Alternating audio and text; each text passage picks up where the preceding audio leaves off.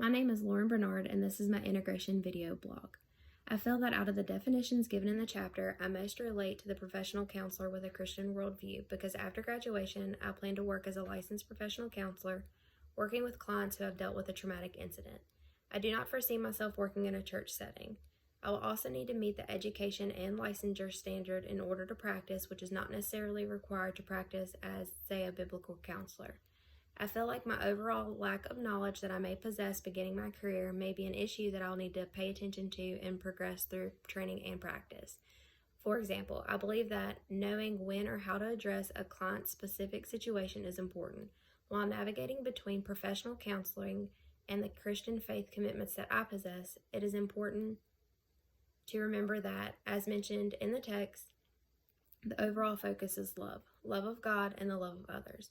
While I may not agree with the client's viewpoint, I will still need to respect the client and work with them to overcome their problems through listening to them and guiding them in treatment. I believe my views align most with the Allies model because I personally believe that while the Bible holds much guidance, psychology and theology can also help useful information when looking at how to assess and work through a client's problem. I believe that all three entities can be present and integrated in treatment. One challenge may be that a client may only agree and practice from one viewpoint, whether that solely be using scripture or solely using psychology and theology. To overcome this, I will remain open-minded and offer compassion, as compassion is one of the qualities that a counselor with a Christian worldview should obtain. It is important as a counselor to help the client by incorporating the client's values and views. As the code states, it is inappropriate to impose our value systems and beliefs onto others, but it is important that we identify the spiritual values of our clients along with their cultural values and that we navigate them with our clients. In regard to the code A4B of the ACA Code of Ethics, I believe this relates to me because, as I mentioned previously, there will be cases where I do not have the same viewpoint as my client.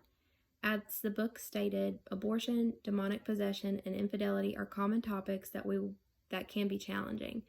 While I may not agree with my client's viewpoint on these topics, I will need to understand their viewpoints and help them while also integrating their spiritual values.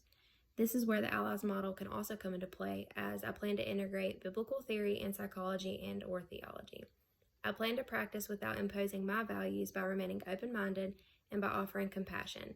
I will practice using the Code of Ethics and focus on the 6 ethical principles as mentioned in the text, such as beneficence, which is working for the good of the individual and society by promoting mental health and well-being. After all, the primary goal is to help the client no matter what their viewpoint or values may be. Thank you.